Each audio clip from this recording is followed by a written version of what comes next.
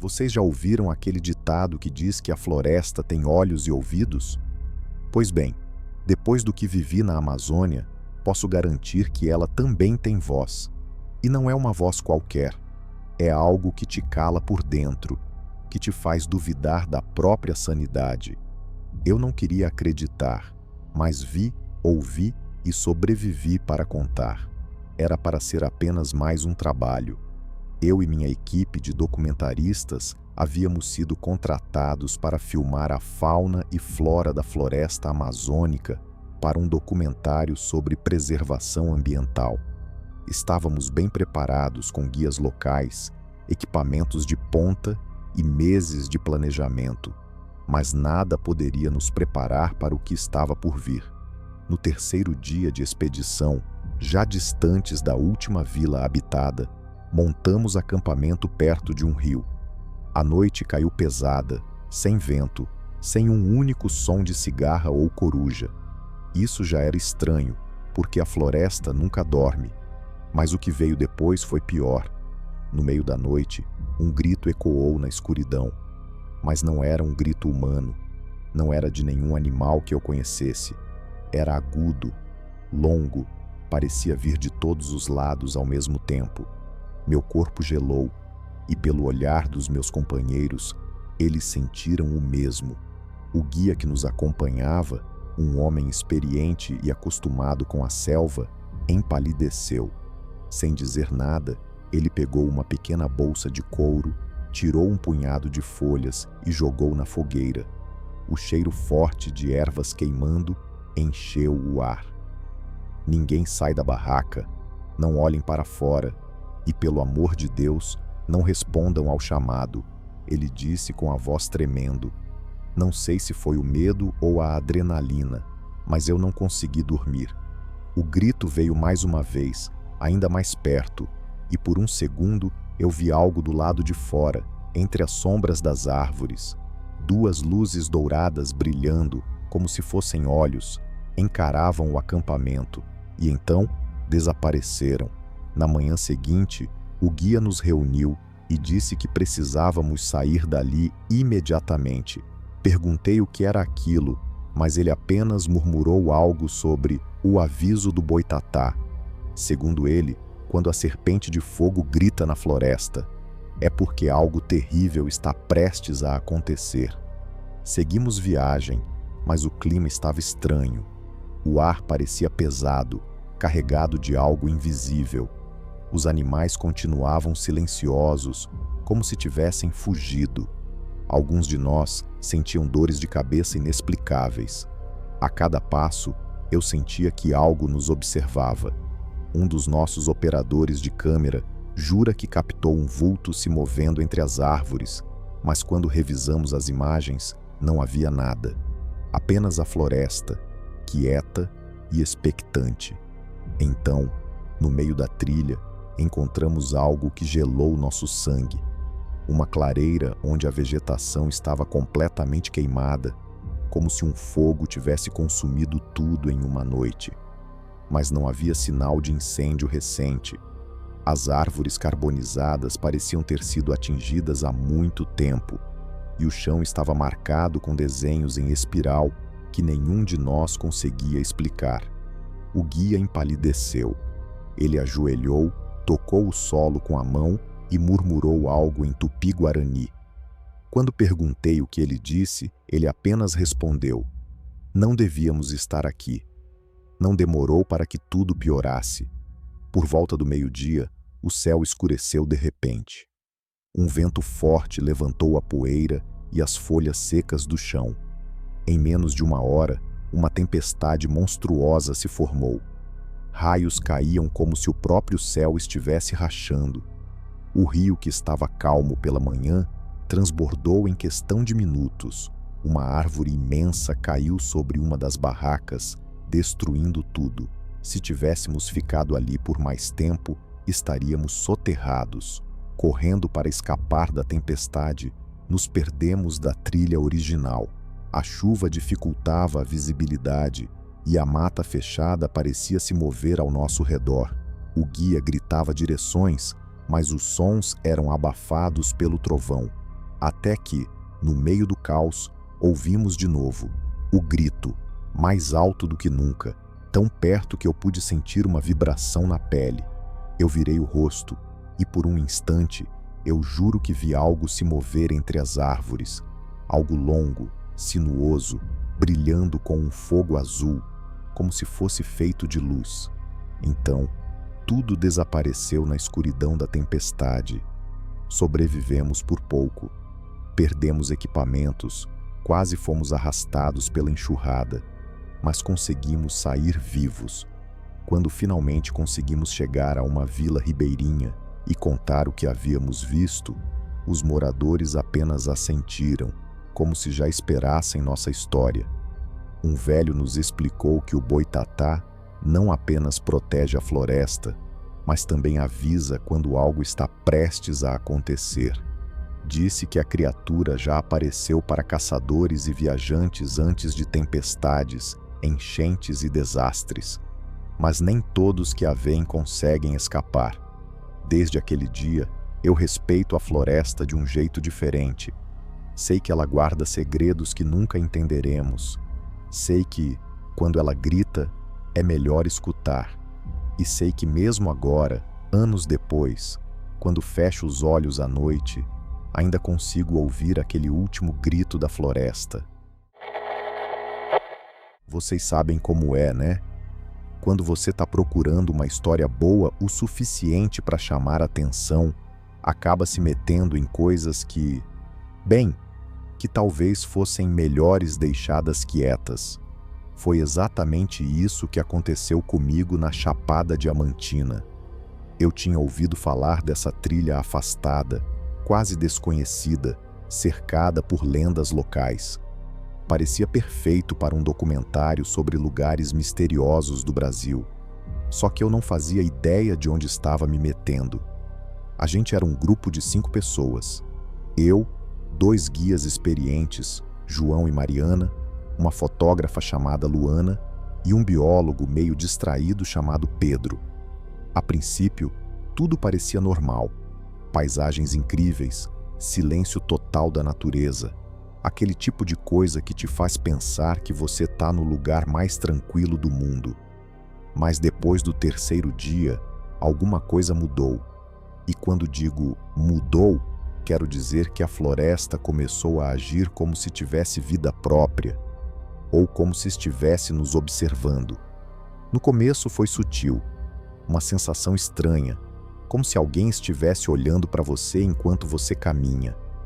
No início, achei que fosse só paranoia, mas então começamos a notar outras coisas. Primeiro foram os calafrios. No meio do calor insuportável da Chapada, de repente todos nós sentíamos frio. Um frio que vinha de dentro, sabe? Como se algo estivesse sugando nossa energia. Depois vieram os sons, ou melhor, a ausência deles. Vocês já repararam que, mesmo nas florestas mais isoladas, sempre tem algum barulho? Pássaros, insetos, folhas balançando. Mas lá, simplesmente parou. Tudo ficou em silêncio absoluto. Era como se a natureza estivesse prendendo a respiração. Foi nesse ponto que as coisas começaram a ficar realmente sinistras. Estávamos gravando material para o documentário quando percebemos algo estranho nas imagens. Tínhamos montado acampamento e decidimos revisar as filmagens do dia. E foi ali que vimos pela primeira vez. Atrás de nós, nas imagens, havia figuras humanas translúcidas, caminhando lentamente, sempre a poucos metros de distância. Elas não estavam lá quando estávamos filmando. Ninguém tinha visto nada, mas elas estavam lá, claras como água cristalina, seguindo nosso rastro. Os guias conheciam as histórias, chamaram aquilo de pisadeiros, espíritos errantes que seguem viajantes perdidos na mata, alimentando-se do medo e da desorientação até levá-los para fora do mundo dos vivos. Segundo eles, esses espíritos eram almas de pessoas que tinham se perdido na floresta e nunca mais foram encontradas. Agora, elas vagavam sem descanso, tentando atrair outros para compartilhar seu destino. A partir daquele momento, tudo desandou. Começamos a ouvir passos atrás de nós, mesmo quando estávamos parados. As bússolas falharam, apontando direções impossíveis. E pior ainda, começamos a ver sombras movendo-se entre as árvores durante a noite. Não dá para explicar o terror de saber que tem algo te perseguindo, mas não poder fazer nada contra isso. Luana foi a primeira a assumir. Ela simplesmente saiu do acampamento no meio da madrugada, dizendo que precisava pegar algo na mochila dela. Nunca mais voltou. Depois disso, o grupo entrou em pânico. Pedro começou a murmurar sozinho, falando sobre vozes que ninguém mais conseguia ouvir. Até que ele também desapareceu, deixando apenas suas botas abandonadas no meio da trilha. João e Mariana tentaram manter a calma, mas era evidente que estavam tão assustados quanto nós. Decidiram que tínhamos que seguir em frente, encontrar uma saída antes que fosse tarde demais. Mas cada passo parecia nos levar de volta ao mesmo lugar. Era como andar em círculos, sem fim. No final, só eu e João sobrevivemos. Ele conseguiu lembrar de uma oração antiga, ensinada por sua avó. Disse que era para afastar os pisadeiros.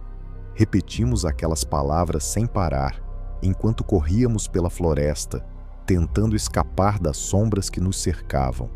Acredito que foi isso que nos salvou. Quando finalmente saímos daquela maldita trilha, estávamos irreconhecíveis, magros, sujos, com olhos fundos e cheios de medo. João jurou nunca mais voltar à Chapada Diamantina. Quanto a mim, larguei a carreira de documentarista. Não consigo mais olhar para uma câmera sem me lembrar daquelas figuras translúcidas nos seguindo, passo a passo.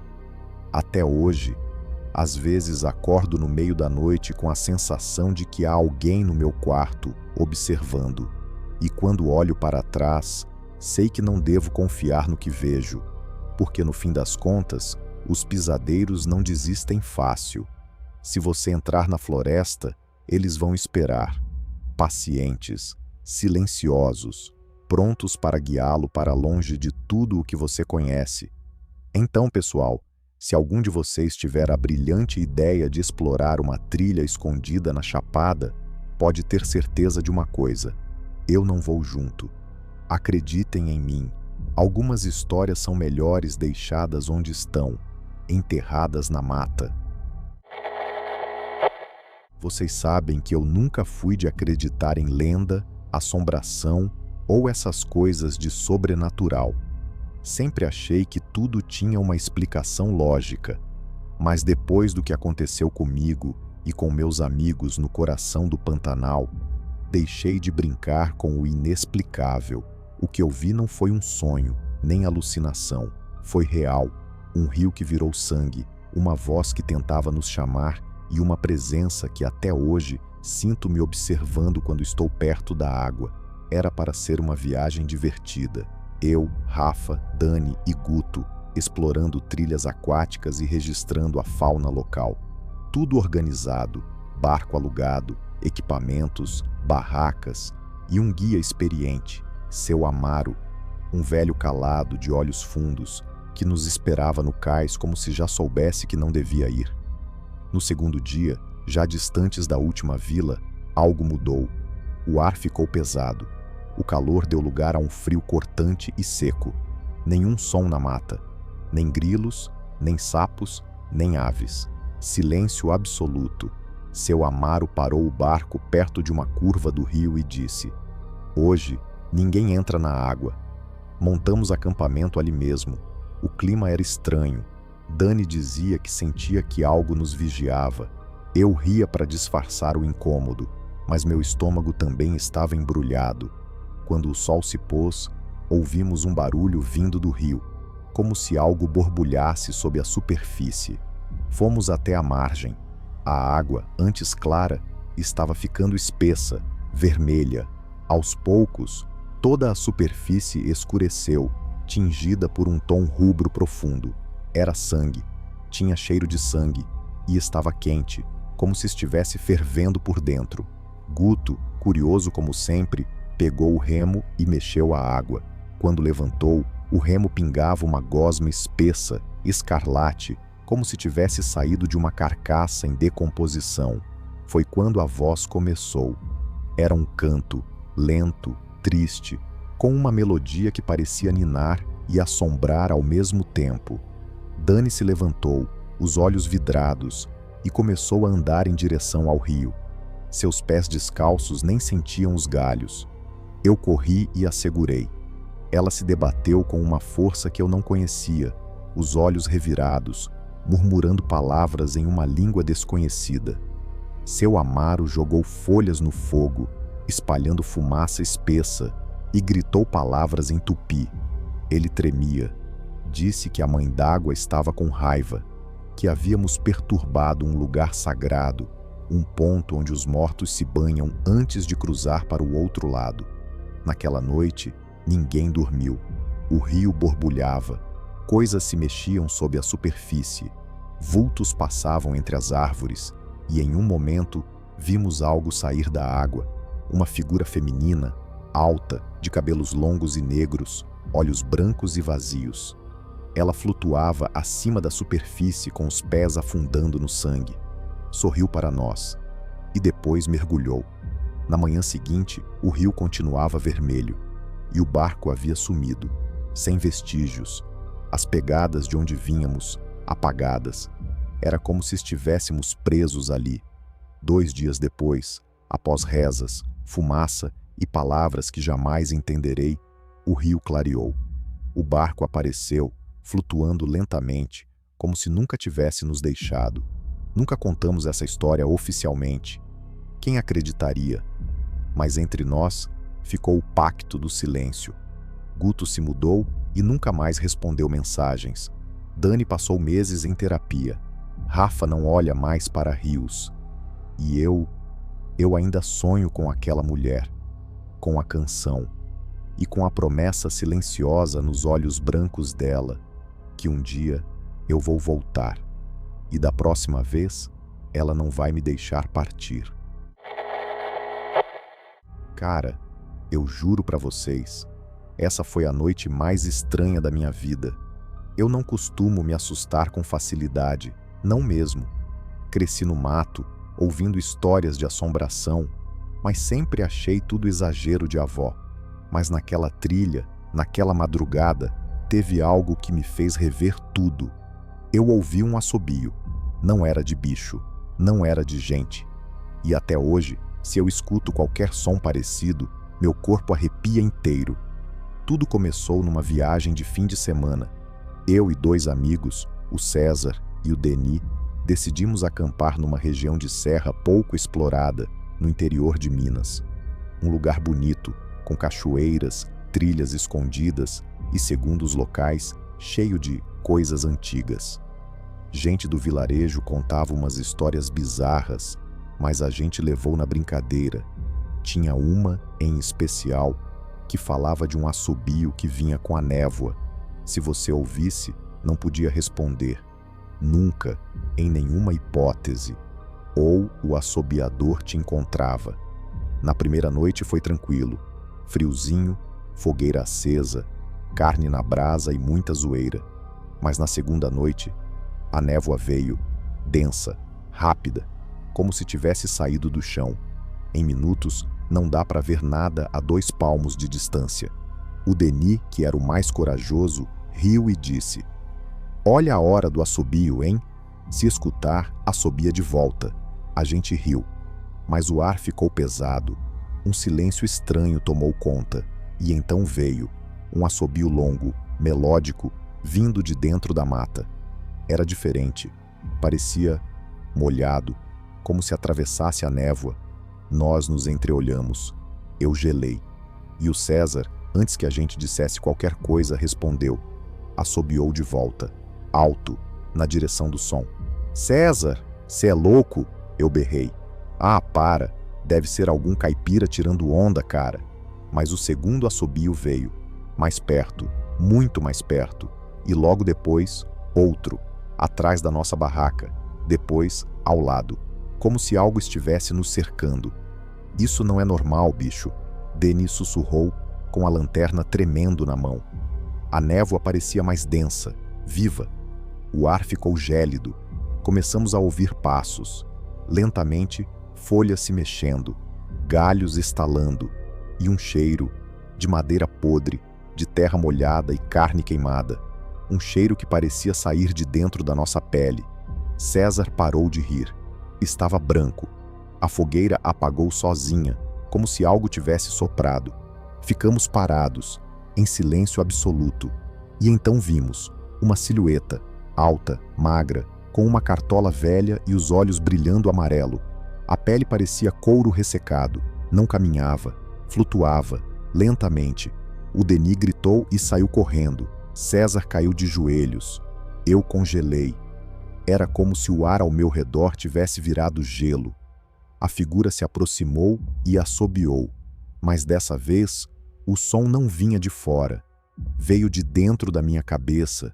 Vibrava por trás dos meus olhos, como se estivesse assobiando por dentro do meu crânio. Fechei os olhos.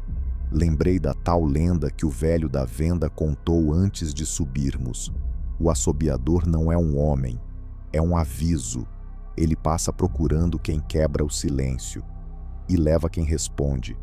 A primeira vez é convite, a segunda, maldição. E fiquei ali, trêmulo, de olhos fechados, sentindo aquela presença passar por mim como um vento gelado. Por um momento, achei que fosse morrer, ou pior, ser levado. Sentia ele me cheirando, ouvi um estalo, como um osso quebrando. Então, tudo cessou. Quando abri os olhos, estava amanhecendo.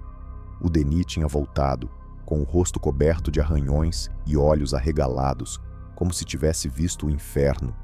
César mal conseguia falar.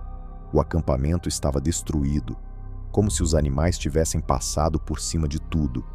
Não encontramos pegadas, nem marcas, nada. Voltamos para a cidade em silêncio. Contamos o que aconteceu para o velho da loja. Ele fechou a porta, nos olhou com pesar e disse: "Vocês deram sorte. Ele só leva quem responde 2 vezes. Mas agora ele sabe o cheiro de vocês. Desde então, nunca mais acampei em lugar desconhecido." César se mudou, largou tudo. Denis desenvolveu pânico noturno. E eu? Bom, toda vez que a neblina baixa e um som corta o silêncio, eu fecho a boca, cubro os ouvidos e rezo. Porque se você responder de novo, ele volta. E dessa vez, leva você com ele. Vocês sabem que eu gosto de trilhas, de me enfiar no mato, sumir da civilização por uns dias. Sempre achei que o mais perigoso numa caminhada fosse uma cobra, uma queda ou se perder. Mas depois do que aconteceu na Serra do Segredo, eu aprendi que o verdadeiro medo é de algo que a gente não consegue explicar. Era para ser uma trilha simples. Eu, meu irmão Tiago e 2 amigos, Marina e Beto. A gente queria chegar num pico pouco conhecido, de onde dava para ver o mar e o vale inteiro. Mas não achávamos o acesso certo. Foi então que apareceu ele, um cara magro, com barba por fazer, pele estranhamente pálida e um chapéu de aba larga que escondia os olhos. Disse que era guia local, que conhecia um caminho mais bonito, mais rápido. E olha, ele falava com uma confiança que a gente acreditou sem pensar muito. Seguimos ele mata adentro. No início, tudo parecia normal. O cara andava sem mapa, sem GPS, mas parecia conhecer cada pedra. Contava umas histórias do lugar, umas lendas antigas de gente que se perdia e nunca mais era vista. A gente ria, achava que era parte do folclore para assustar turista. Dizem que tem um pedaço da mata onde o tempo é diferente, ele disse sem olhar para trás. Quem entra acha que passaram minutos, mas se passaram dias, semanas, às vezes nunca sai.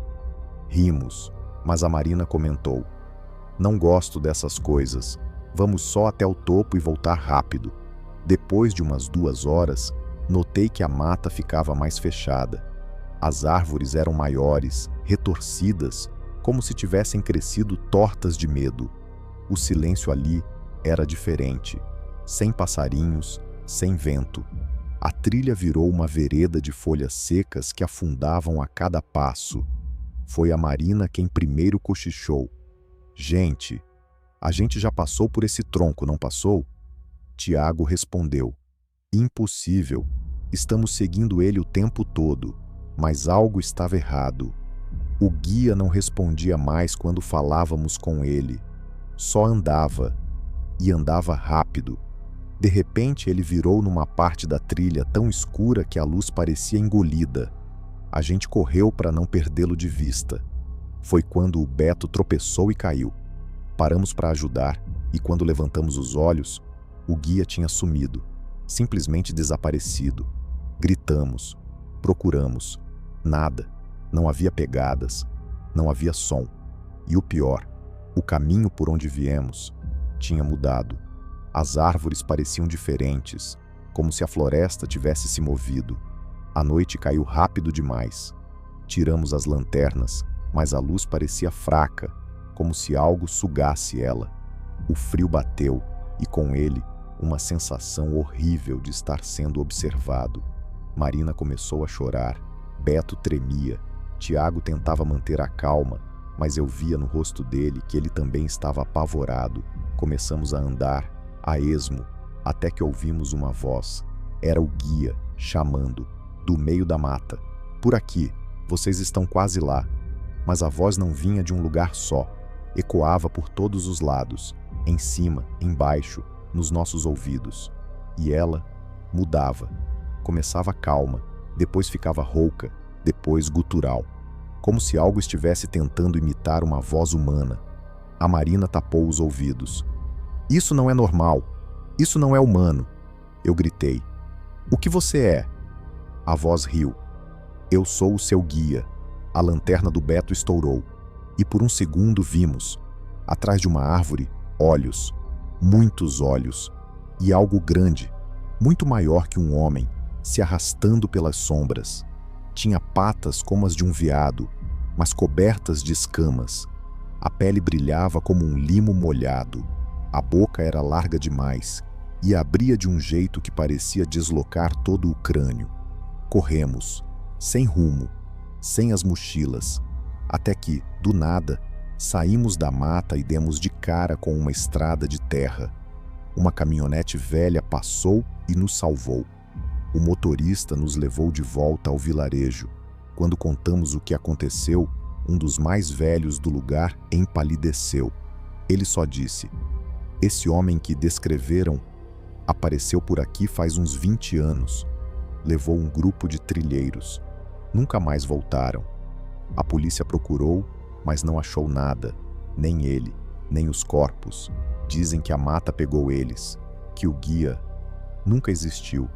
Ficamos em silêncio. A imagem daquilo entre as árvores ainda queima na minha memória. Não era só um ser. Era a floresta em forma viva. Um predador antigo. Algo que usa rostos humanos como isca. Desde então, se vou fazer trilha, eu mesmo pesquiso. E se um dia um estranho aparecer oferecendo um caminho mais fácil, eu viro as costas, porque tem coisa na mata que veste pele humana, mas não é gente, nunca foi.